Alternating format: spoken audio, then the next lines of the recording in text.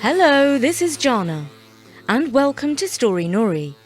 This story comes from one of our favourite places. One time in India, there lived an old soldier who was extremely poor.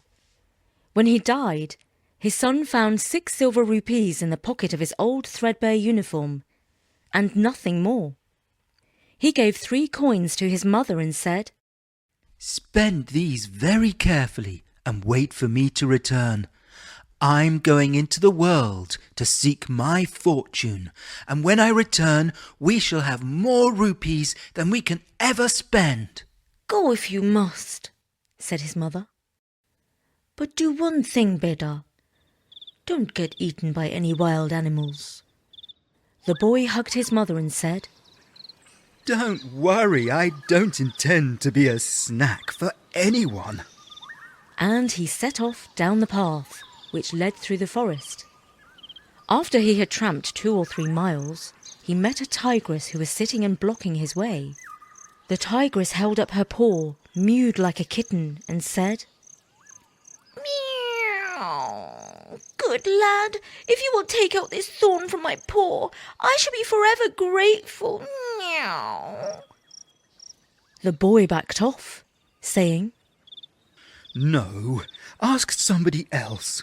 I'm on my way to seek my fortune, and I promised my old mother that I wouldn't get eaten by any wild animals." "Meow, but I'm not hungry. I'm in pain," pleaded the tigress. "All the same," said the boy, "if I begin to pull the thorn out, it will hurt you even more, and then you shall kill me in agony with one pat of your paw." "Meow, no, cried the tigress. "I will turn my face to this tree, and when the pain comes I will pat the tree. Meow."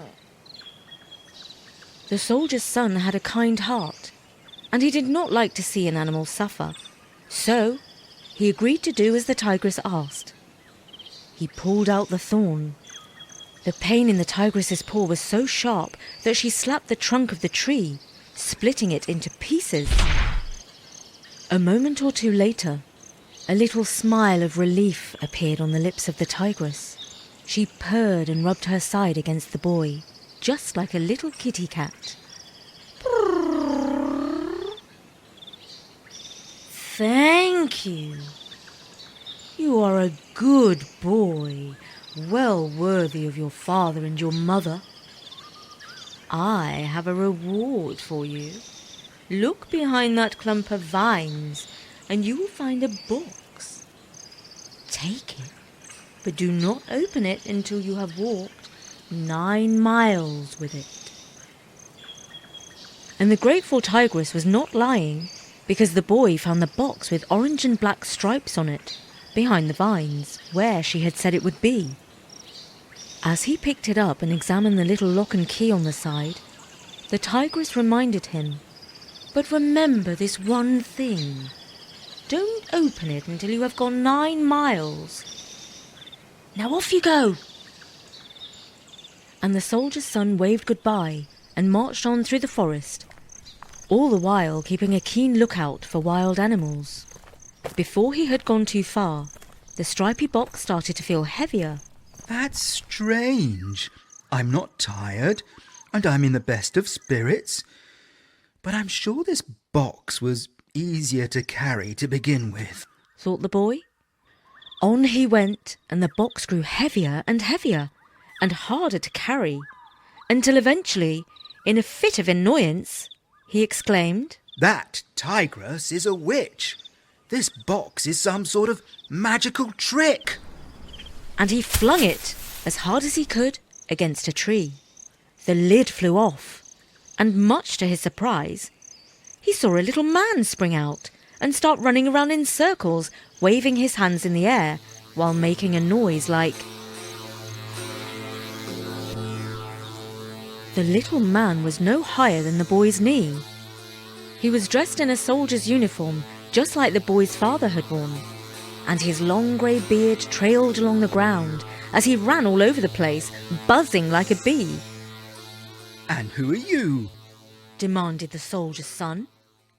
Immediately the little man stood to attention and saluted. I am Sir Buzz. Salam G. He shouted just like a soldier on parade. And why, sir, are you so small? Asked the boy, trying not to laugh at the little man. Because you threw me out of the box too soon, sir. Well, sir, that was because you were growing so heavy inside that box, replied the boy. I am ready to serve you, sir. What is your command? Ready to serve me, sir, are you? Well, I'm rather hungry. Here's 4 rupees. Go and buy me a fantastic banquet. The miniature Sir Buzz took the silver coins and replied, It's as good as done. I'll be back in a jiffy, sir. Then there was a buzz, a whiz and a bang, and Sir Buzz shot off through the air. He soon arrived in the town and landed in the market just on top of the stall that was selling flour. The little man held out a silver rupee and demanded, Give me a sack of flour, double quick. but the stallholder did not reply. You see, Sir Buzz was so tiny that he failed to notice him. My boss is very hungry and growing impatient for his dinner, called out Sir Buzz, stamping his foot. The stallholder seemed to have been deaf, because he still did not notice the little soldier until he began to buzz and whiz and bang like a firecracker. That got his attention. Now he saw him, and more importantly, he noticed his silver rupee. It seemed unlikely that one so small could carry a sack of flour, but he managed it with ease and flew off to the next stall, where he bought some vegetables, including mooli and carrots. Next, he bought some spices, and finally some desserts called mithai. His sack full of food was far bigger than him, but he had no trouble pulling it along. And then, with a buzz and a whiz and a bang,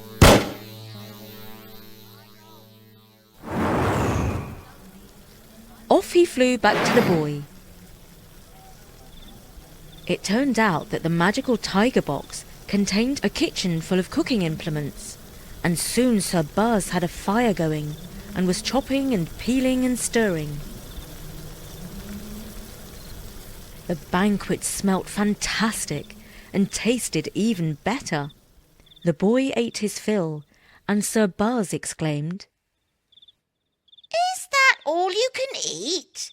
Don't you like my cooking? It's truly delicious, said the boy. but I'm stuffed. There's enough food here to feed an army. There's barely enough for one soldier, exclaimed Sir Buzz, and he gobbled up the rest of the food without any trouble. He wiped the corner of his mouth with his sleeve and said, What wish is closest to your heart? I think it's high time I got married, don't you? Certainly. But to whom? To a princess, of course. Of course, sir.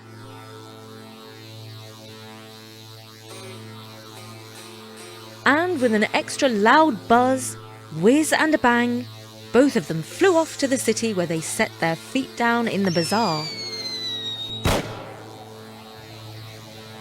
There was a danger that somebody in the bazaar might tread on Sir Buzz by accident if he stayed on the ground. So instead, he stood on the boy's shoulder, steadying himself with his hand on the boy's head. Together they went round the bazaar inquiring if anyone knew of a young and beautiful princess who was ready to marry. Several people gave the same answer. Oh, for sure. It's well known that the Raj and Rani want Princess Blossom to marry a young prince from the next door kingdom. She refuses to do as her parents say anyway, and therefore her parents have locked her in the tower until she changes her mind. And what do people say about this? Asked the boy. People were divided. Some said her parents were right to punish their daughter, because she ought to obey them. Others said that the daughter had a perfect right to marry whomever she pleased, or nobody, if she so wished. And then the boy asked about how she got her name, and some said she was called Princess Blossom because she weighed only as much as 5 rose petals. But others said it was because she was as fragrant as jasmine blossom. The soldier's son liked the jasmine idea better, because if she weighed only 5 rose petals, she would hardly be there at all. Sir Buzz, Said the young boy. take me to meet Princess Blossom. The people in the bazaar watched in wonder as the pair flew off with a buzz, a whiz, and a bang. They flew straight through the window of Princess Blossom and landed in her room at the top of the tower. Sir Buzz stood to attention and said, This is Princess Blossom, sir. The girl sat up in her bed and was about to scream in horror when the young lad went down on one knee and said, Princess Blossom, your highness, do not call out. I've come to liberate you from this tower. Are you a sorcerer? No, but I have my own genie. He is very small and very powerful. And he picked up Sir Buzz, still saluting and standing smartly to attention. Oh, how sweet! Exclaimed the princess. Sir Buzz did not like being called sweet, and he started to go, But hurry! urged the boy. Somebody might have seen us fly in through your window. Let's be gone before the guards arrive. And indeed, the footsteps of the guards on the stairs could already be heard. If you can do magic, do it now! Cried the princess. The bed rose up and hovered in the air. All aboard! Commanded Sir Buzz. The boy jumped onto the end of the bed, and at that moment the roof of the tower dissolved, and they could see the sky and clouds above them. Soon they were flying just below the clouds and looking down on the city, and all the people in the bazaar looking like tiny ants, and thick tall trees seemed like blades of grass. Princess Blossom's hair flew in the breeze and she called out, What's that sound? Do you mean the sound that goes bzzz? That's a buzz. He always makes that sound when he performs magic. Well, his magic is amazing! The couple were married in a temple on top of a mountain, and they flew all over India to see the great sights, such as the Taj Mahal, the Golden Temple of Amritsar, the River Ganges, and the holy city of Benares. Finally, the couple settled down in a little house with a beautiful garden, a spring, and an orchard. After a while, the boy said to Sir Buzz, Sir Buzz, you have served us loyally and done all you can for us. Now it's time for you to retire. You may return to your mistress, the tigress. Sir Buzz stood to attention and saluted. If that is your wish, then I shall leave. But if I may be so bold, I suggest you keep a little lock of my grey beard. And if you ever need me, burn it, and I shall be by your side in the blink of an eye, sir. The boy agreed. Sir Buzz cut off the tip of his grey beard and handed it to him. The boy then gave it to Princess Blossom, who kept it in a golden locket that hung around her neck. When it was all done, Sir Buzz departed with a buzz, a whiz, and a bang. For a while the happy couple lived quietly, but eventually the boy remembered his old mother. He told the princess that he had to visit her to make sure she had enough to eat. Princess Blossom would not think of leaving his side, so they travelled together. Their journey took them through the forest. Naturally, the boy was on the lookout for any wild animals that might try to eat them, and he kept one hand on the hilt of his sword as the path went deeper into the forest, and the light grew less and less. They listened attentively to the whoops of birds and slithers and crackles in the undergrowth. To tell you the truth, the lad was not sure if they were following the right path at all, so they were relieved when they came across a holy man, an old Brahmin. He seemed kindly and offered them shelter for the night in his hut, which was not far away. The hut turned out to be quite a fancy house. He left them in the kitchen, saying that they could cook whatever they wished. He only asked them not to open the cupboard with the golden key. The couple found all sorts of ingredients and began to prepare dinner. Of course, the boy could not resist peeking inside the cupboard with the golden key, and he found all sorts of gold and jewels inside. He quickly shut the door and locked it. Now you might have guessed, the kindly holy man was neither kindly nor holy. He was a monster, or monster in disguise. As soon as dinner was ready, he appeared in the kitchen in his real form, with several ugly heads and lots of sharp teeth. The boy thought of his mother and how she had warned him to avoid wild beasts in the forest. Now he had been caught by one. Thank you for preparing dinner. You will make tasty appetizers, though it's a shame that the princess doesn't have much meat on her. As he spoke, there was a loud bzzz, then a whiz and a bang. Because the princess had thought quickly and burnt the lock of Sir Buzz's grey beard in the fire. In a moment, the little man was standing on the table. What is this pint-sized old soldier doing in my kitchen? Demanded the monster. Salam Ji. I am Sir Buzz.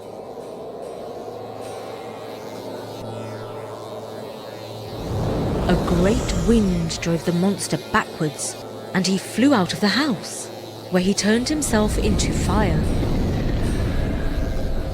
Sir Buzz became a flood of water and began to chase the fire through the woods. The fire soon became a bird and took off into the air, and Sir Buzz became a hawk that chased the bird all the way through the sky to the court of the great god, Lord Indra, who was surrounded by musicians and dancers.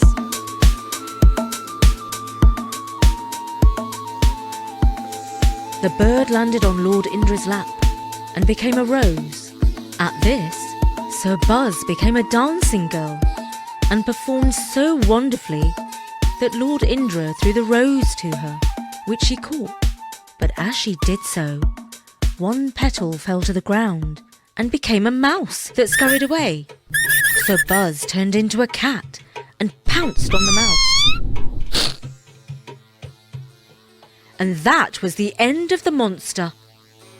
Sir Buzz found Princess Blossom and the soldier's son standing in the garden and gazing up into the heavens, searching for a sign of who had won the mortal combat. As soon as they heard a buzz, a whiz and a bang, they knew that Sir Buzz had triumphed. Mission accomplished, sir. He announced, standing to attention. I await your orders. What to do next? Sir Buzz, we are forever grateful. Now, do this one last thing for us. Take us to my old mother. Right away, sir, said Sir Buzz. But before he took them, he gathered up all the gold and jewels from the monster's kitchen and placed them in a stripy box. If you had walked 9 miles with the box, sir, said Sir Buzz, you would have found jewels instead of me, sir. And then, with a buzz, a whiz and a bang, he transported them to the house of the boy's old mother, who had been living all this time on 2 silver rupees and the produce of her garden. And of course they lived richly, healthily, and happily ever after.